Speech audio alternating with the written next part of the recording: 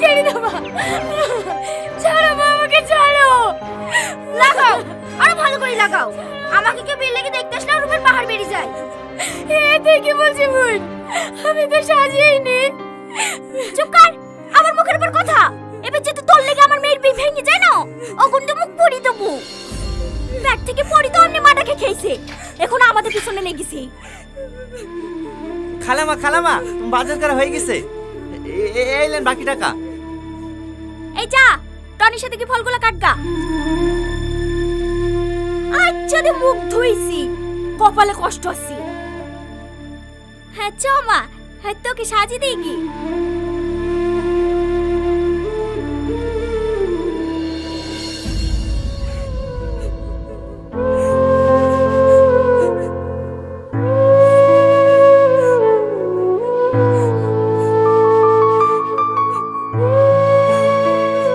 কাঁদেন না, আপনি এ বাড়ির বড় মেয়ে হওয়ার পরেও আপনার উপরে যেভাবে অত্যাচার করে দেখি আমারই কষ্ট হয়। আজ যদি আপনার আব্বু বেঁচে থাকতো তাহলে কোনোদিন আপনাকে এইভাবে কষ্ট দিতে পারতুক না। আপনি যত তাড়াতাড়ি পারেন ভালো একটা ছেলেকে বিয়ে করে এ বাড়ি থেকে চলে যান। চুপ করো, তোমাকে কথা কাট দিতে বলিনি।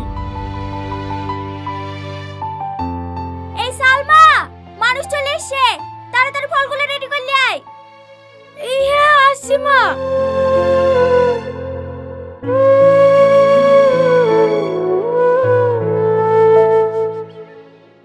চাকরি ভাই বছর খানিক হইলো, আর আব্বা পাটের ব্যবসা করে, ওইগুলাই দেখাশোনা করতো।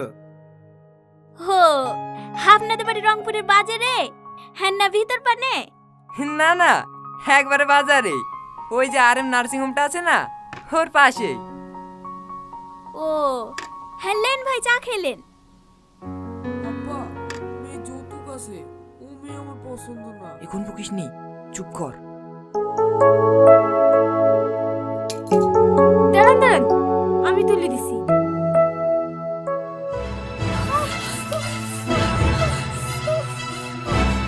সরি সরি সরি, চলছে নাকি? না না ঠিক আছে।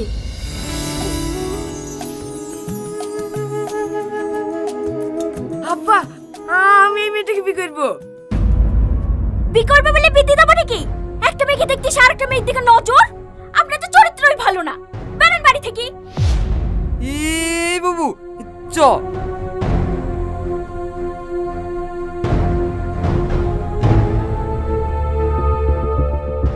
দিল্লিতে আমার মেয়ের বিয়েটা ভাঙি।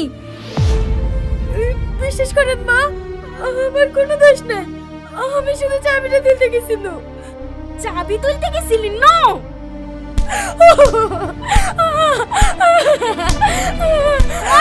আরো ভালো করে মারো, আমার শুনবে নাকি? ছেড়ে দাও মা।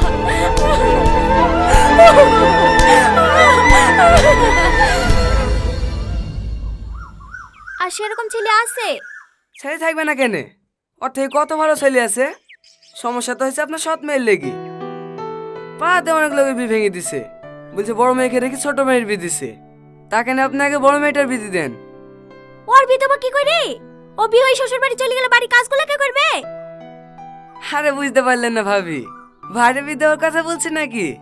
আপনাদের বাড়ি কাজের ছেলেটার সাথে বিড়া দিতেন না? এই গ্রামে থাকবে, আপনার বাড়িতেই কাজ করবে, দুবেলা দুটো দুজনকে খেতে দেবেন, তাহলে হয়ে যাবে। কথাটা তো তুমি খারাপ বলনি। এই টনি, ছাদের উপর থেকে নেমে আয়। আসছি খালামা। এই লাও ভাই, পান খাও, আজকে ওদের বিয়ে দিয়ে দেবো।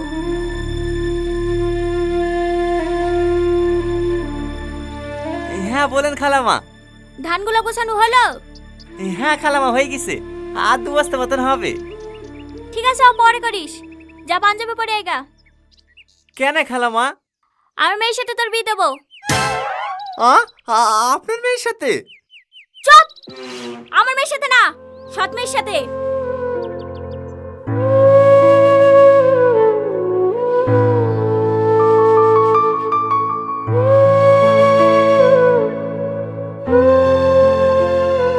ঠিক আছে খালাম্মা, আমি রেডি হয়ে আসছি।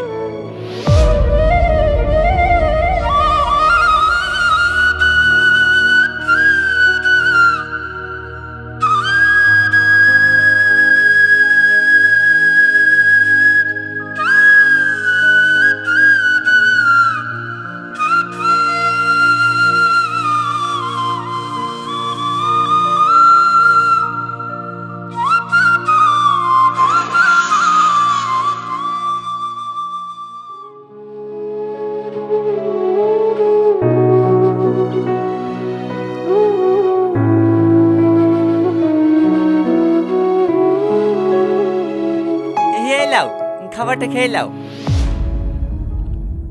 আমি জানি আমার সাথে বিয়ে হয়েছে বলি তুমি মন খারাপ করে কিচ্ছু খাওনি। আমি বুঝতে পেরেছি তোমার আমাকে একটুও পছন্দ না, কিন্তু আমি যদি বিয়েটা না করতাম তাহলে হয়তো আমার থেকে কোনো খারাপ ছেলের সঙ্গে তোমার বিয়ে দিয়ে দিত। আমি শুধু তোমার কথা ভেবেই এই বিয়েটা করেছি। খেয়ে শুই পড়ো। ভয় পেও না, আমি কোনোদিনও স্বামীর অধিকার নিয়ে তোমার সামনে এসে দাঁড়াবো না, এইটুকু বিশ্বাস করতে পারো।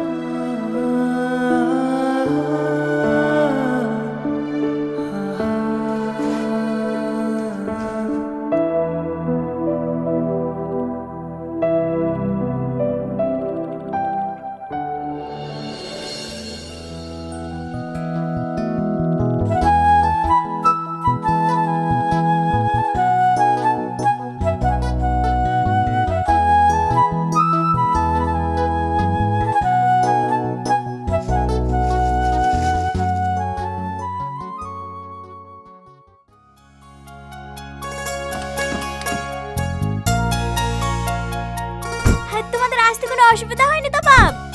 না না মা, কোনো অসুবিধা হয়নি। আর আস্তে আস্তে ভেঙে ফেলবা নাকি? ঠিক আছে ভাই। এই ভাই কাকে বলছি? সাহেব বলবি। ঠিক আছে সাহেব। হ্যাঁ, বিয়ের পরে প্রথম শ্বশুর বাড়ি আসলা, হ্যাঁ যতই কাজ থাক এক সপ্তাহ নিচে কিন্তু বাড়ি যেতে দেবো না বাপ। না না মা, অতদিন থাকতে পারবো না, সামনে মঙ্গলবারেই চলে যেতে হবে। একটা নতুন রাস্তায় টেন্ডার আছে, আমি না গেলে আবার পাস হবে না। তুমি জানো মা, তোমার জামাই সব থেকে বড় কন্ট্রাক্টর। তোমার জামাইয়ের আন্ডারে 200-এরও বেশি লোক কাজ করে। তোমার জামাইয়ের ওখানে বিশাল সম্মান, কেউ স্যার ছাড়া কথাই বলে না। আর আমাদের অশিক্ষিত গুলো আছে, কাকে কি বলি সম্মান দেয় সেটাই জানে না।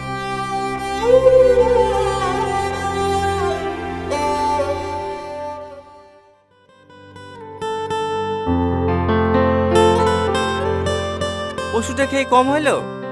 হ্যাঁ, একটু কম লাগছে। এই লাও, আদাতে চা করিলে আসনু, খেয়ে লাও, দেখো মাথা ধরেটা কমে যাবে। তুমি একটু আরাম করো, আজকের ও বাড়িতে কাজে যেতে হবে না। না না, ভাই এসছে, ভালো মন্দ খাবার করতে হবে, না গেলে হয়। ও আমি ম্যানেজ করে নেবো, এ অসুস্থ শরীরে আজ যেতে হবে না। কেন আমার বদলে তুমি রান্না করবে নাকি? কেন আমি রান্না করতে পারিনি নাকি? যাও সাইকেলটা বের করো গা, অত অসুবিধা হবে না। ওষুধ খেয়েছি তো, একটু পরেই ঠিক হয়ে যাবে। ঠিক আছে।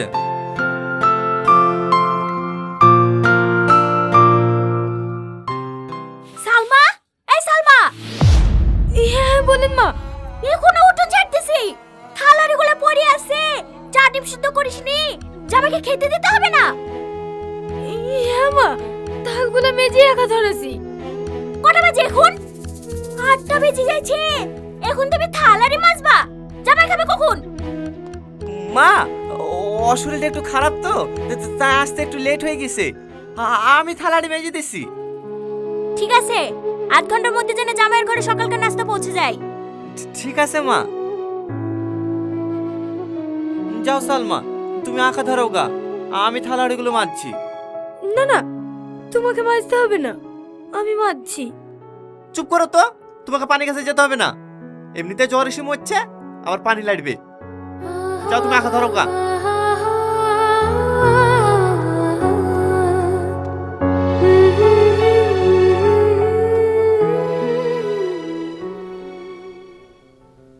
ওই ব্যাপারটা মা কিছু বলিছো? না, এখনো বলা হয়নি। বুঝতে পারছো না, আমাকে আবার কালকে বেরোতে হবে। অর্ডারটা ক্যান্সেল হয়ে গেলে 25 টাকা লস হয়ে যাবে। ঠিক আছে, তোমার খাওয়া হয়ে যাক, হ্যাঁ আমি মাকে ডাকছি। ঘটকটা বলছিল তোমাদের জমি 15-20 বিঘা মতন হবে, ওইরকমই হবে নাকি? হ্যাঁ, ওই 12-13 বিঘি মতো হবে। ও আর খাবা না? না, অনেক খেয়ে ফেলেছি। এই সালমা, হ্যাঁ বল। প্লেটগুলো লিজা। মিষ্টিগুলা? মিষ্টি তোর ভাই খায় না, ফেলি দেগা।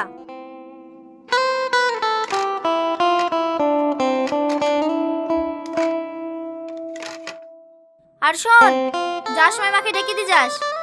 ঠিক আছে। হোগো, মাকে ডাকতে পাঠানো, এখন আবার সিগারেট ধরেছো কেন? ও কিছু বলছি মা?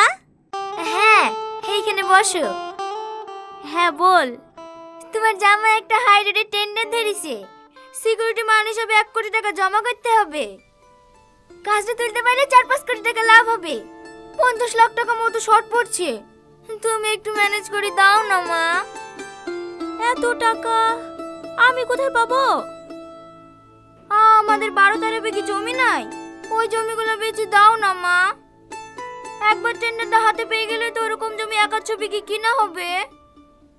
ঠিক আছে, তুমি কোনো চিন্তা করো না জামাই, আমি খরিদ্দার দেখছি।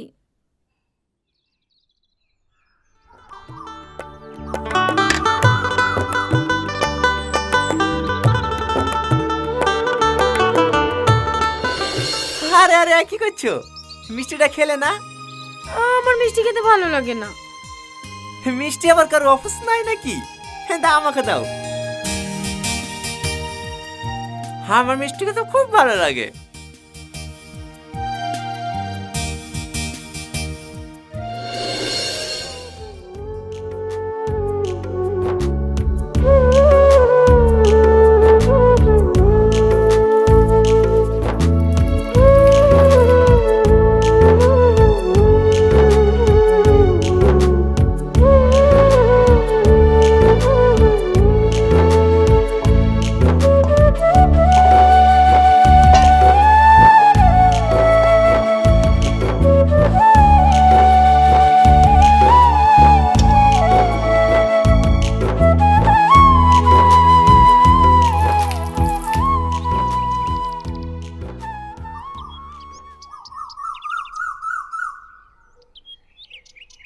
ওই শোন। হ্যাঁ বলেন সাহেব। জুতোটা বাজার থেকে পালিশ করলে এসে দে। ঠিক আছে সাহেব, দেন। একটু তাড়াতাড়ি আসবি, আমরা আবার ঘুরতে বেরোবো। এই রে, চুরি টুরি করার দরকার নাই, 20 টাকা রেখে বাকিটা ফেরত দিয়ে দিবি। আমরা গরিব হতে পারি সাহেব, কিন্তু কারো কিছু চুরি করি না। হ্যাঁ, ভিখারির আবার সত্যতা।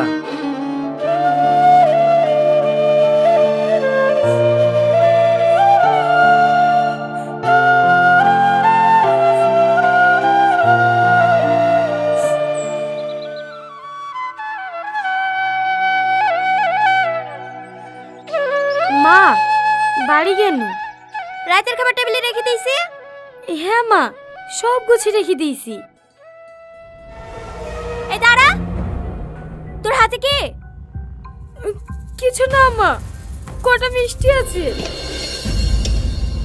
আমার জামাইয়ের লেগিলে আসা মিষ্টি জামাইকে খেতে না দি তুই চুরি করে নিয়ে যাসি? না না মা, আমি চুরি করিনি। ভাই মিষ্টি খায় না তো, তাহলে পল্লবী ফেলে দিতে বললো। কি এত বড় মিথ্যে কথা? চোর কোথাকার! সেদিন 5 থেকে 2000 টাকা খুঁজে পাইনি, আমি ভাবনা হারিয়ে গেছি।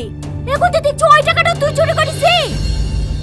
তোর মা এক চোর, চুরির অপবাদে বিষ খেয়ে মরিছে, তারই তো মেয়ে তুই। তুই আবার কেমন হবি? দেখো, আমার মায়ের নামে অপবাদ দিবা না।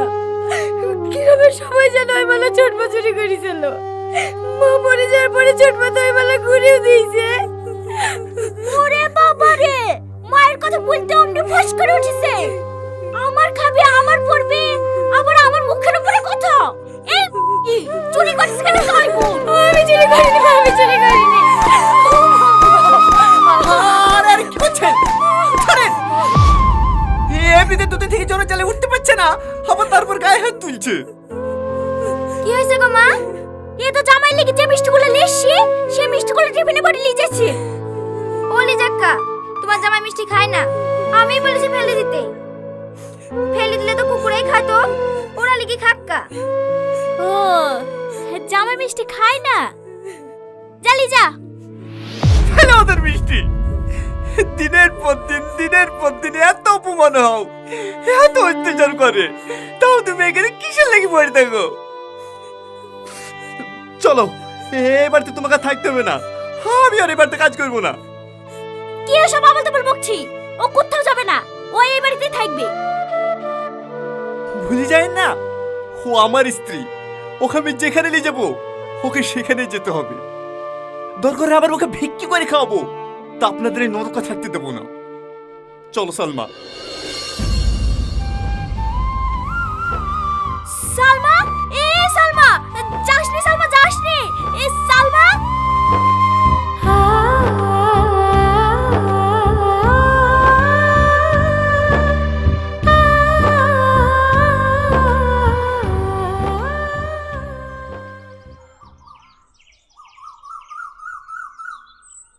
এইভাবে রাগ করে চলে আসলা, এবার কি করবা? কি করবো আবার? মুনিশ কাটবে নাহলে বিদেশ যাব, তাই বলে তোমাকে প্রতিদিন অপমান করবে, ও আমি সহ্য করতে পারবো না। আর তুমি বিদেশ চলে গেলে যে আমি থাকতে পারবো না। তাহলে গ্রামে মুনিশ খাটবো। থাক, তোমাকে মুনিশ কাটতে হবে না। এই লাও ধরো, এই দুটো বন্দুক দিয়ে তুমি যে কোনো একটা ব্যবসা শুরু করো গা। না না, এ বালা আমি নিতে পারবো না, এটা তো তোমার মায়ের শেষ স্মৃতি, যদি আমি বন্দুক দিয়ে ছাড়াতে না পারি। সে বিশ্বাস আমার আছে, আর যদি না পারো ছাড়াবা না। তুমি তো রান্না করতে ভালোই পারো, একটা খাবারের দোকান দাও গা। ঠিক আছে।